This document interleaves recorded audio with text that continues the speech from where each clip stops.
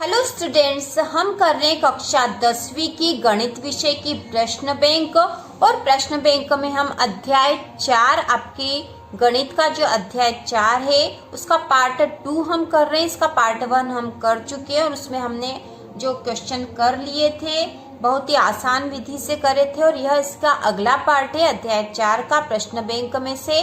तो इसी प्रकार के और वीडियो देखने के लिए वार्षिक परीक्षा की तैयारी के लिए चैनल को सब्सक्राइब कीजिए। तो हम कक्षा 10वीं की गणित विषय की वार्षिक परीक्षा की तैयारी कर रहे हैं और इसी के लिए हमने प्रश्न बैंक के प्रश्नों को हल कर रहे हैं। तो अगला जो प्रश्न है, समीकरण 2x धन 1 बराबर x ऋण 3 को हल कीजिए। तो हमें यहाँ पे हल करके बताना है समीकरण 2x धन 1 बराबर x ऋण 3 को। तो इसे हल कर लेते हैं, बहुत ही आसान है यह। तो इसे हल करेंगे तो समीकरण है हमारे पास 2x धन 1 बराबर x ऋण 3। तो इसे हम हल करेंगे तो यहाँ पे 2x है और इधर भी x है, तो हम x से x वाली संख्या को एक तरफ कर लेंगे और बाकी संख्या को अलग कर लेंगे। तो यहाँ पे है 2x। अब ये वाला जो बराबर के इस तरफ का x है इसे भी हम बराबर के इस तरफ ले आएंगे। तो ये धन का है तो यहाँ होके हो जाएगा ऋण का x हो जाएगा। और बराबर के इस तरफ अब बचा है ऋण का 3, क्योंकि इस x को हम उस तरफ ले गए हैं। अब यहाँ पे ऋण का 3 है और ये जो धन 1 है इसको हम बराबर के इस तरफ ले आएंगे तो ये हो जाएगा ऋण का 1। ठीक है, हमने इस x को बराबर के इस तरफ लेके चले गए 2x के साथ। तो 2x ऋण x हो जाएगा, क्योंकि ये धन का है तो बराबर के इस तरफ जाएगा तो ये ऋण का हो जाएगा। उसी प्रकार बराबर के इस तरफ अब हमारे पास बचा था ऋण 3 और धन 1 भी बराबर के इस तरफ ले आएंगे तो हो जाएगा ऋण का 1।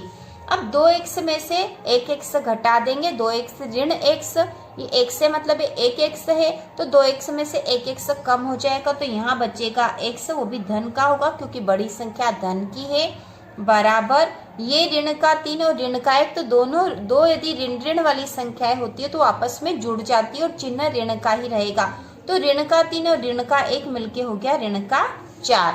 तो यहाँ पे हमारा यही आंसर है, x बराबर ऋण का 4। हमें हल करना था, हमने हल कर लिया है। यह इसका आंसर होगा, आंसर ऋण 4।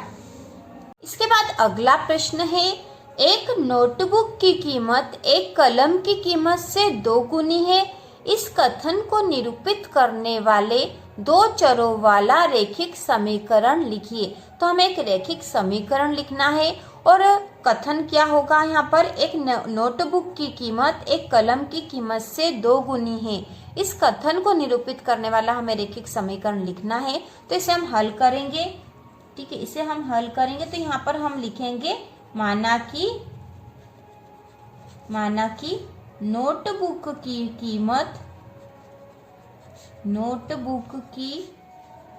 कीमत बराबर x तथा कलम की कीमत बराबर y है। तो हमने मान लिया कि नोटबुक की कीमत x है और कलम की कीमत y है। तो अब हमें एक रैखिक समीकरण बनाना है। तो यहाँ दे रखा है एक नोटबुक की कीमत एक कलम की कीमत से 2 गुनी है।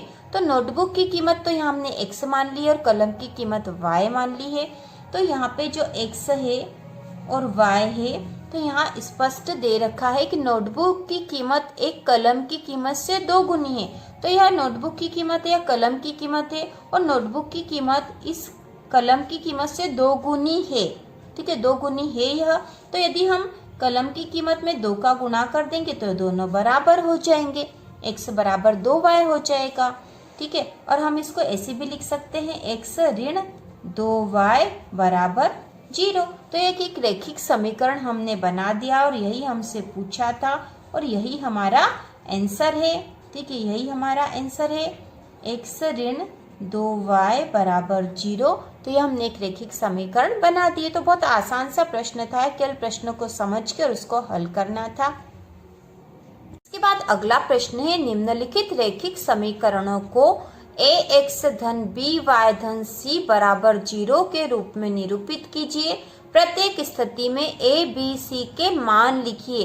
तो यहाँ जो रैखिक समीकरण दे रखा उसे हमें ax धन by धन c बराबर 0 के रूप में निरूपित करना है और हमें प्रत्येक स्थिति में ए, बी और सी के मान लिखने। तो बहुत ही आसान है, यह बहुत ही आसान सवाल है। तो यहाँ जो पहला दे रखा है, पहला जो प्रश्न इसमें दे रखा है 2x धन 3y बराबर 9.35। तो हम इसे हल करेंगे तो हमें इसे किस रैखिक समीकरण के रूप में निरूपित करना है? ax धन by धन c के रूप में बराबर 0, ax धन by धन c बराबर 0 इस रैखिक समीकरण के रूप में निरूपित करना। तो सबसे पहले हम इसे निरूपित कर देंगे।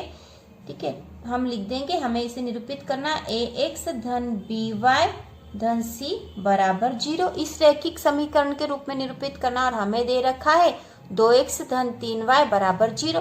तो हम इसे इस रूप में निरूपित कर देते। तो हम लिखेंगे 2x धन 3y और ये जो संख्या बराबर की इस तरफ दे रखी इसे हम इस तरफ ले आएंगे बराबर के, तो ये ऋण की हो जाएगी, ऋण 9.35 बराबर 0। अब हम स्पष्ट रूप से लिख देते हैं x और y यहाँ पे है, तो x के साथ जो संख्या वो a होगी, y के साथ जो है वो b होगी और उसके बाद जो बची है वो c होगी। तो हम यहाँ लिख देंगे कि a बराबर मतलब a x के साथ जो है वो a है, तो यहाँ x के साथ 2 है तो a बराबर हो गया 2। उसी प्रकार b बराबर, तो y के साथ जो है वह b, तो y के साथ है 3 तो यह हो गया b। उसी प्रकार c बराबर, तो c के स्थान पर है ऋण 9.35 तो c बराबर हो जाएगा ऋण 9.35। तो इसको बस इस समीकरण के रूप में हमें लिखना था और समीकरण के आधार पर ही हमें a, b और c के मान निकाल के लिख देने थे। तो बहुत ही आसान तरीके से यह सवाल होने वाला है। इसके बाद अगला करते हैं।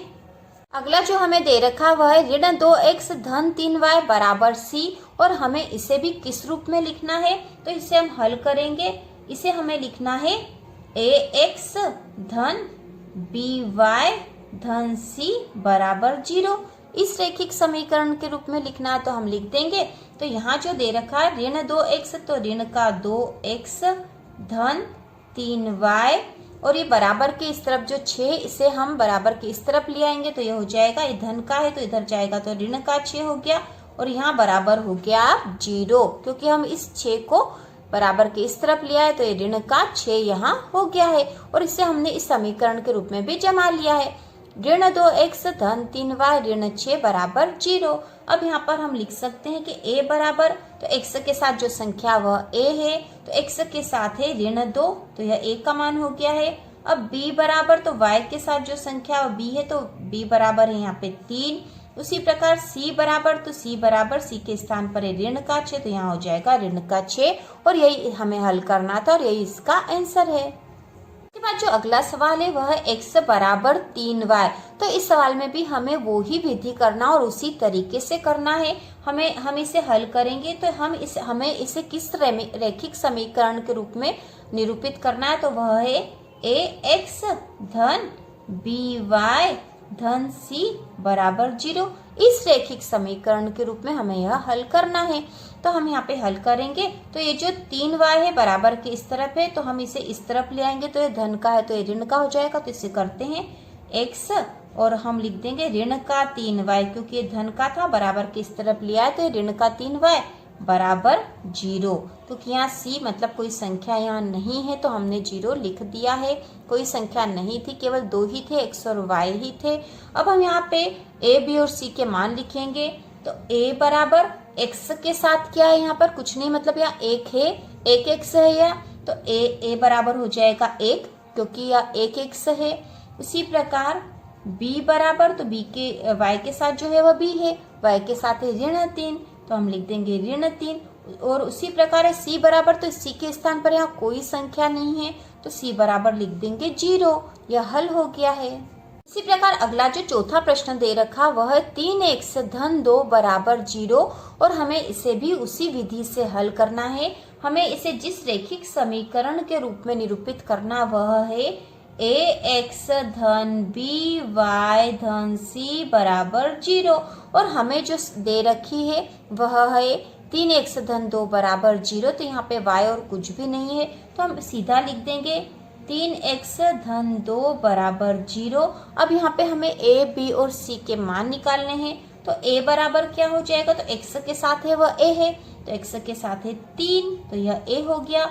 इसी प्रकार b बराबर, तो b y के साथ वाली संख्या b होती है, यहाँ y है ही नहीं, तो इसलिए b बराबर भी 0 है, b मतलब y नहीं है, y 0 है, तो b बराबर भी 0 है।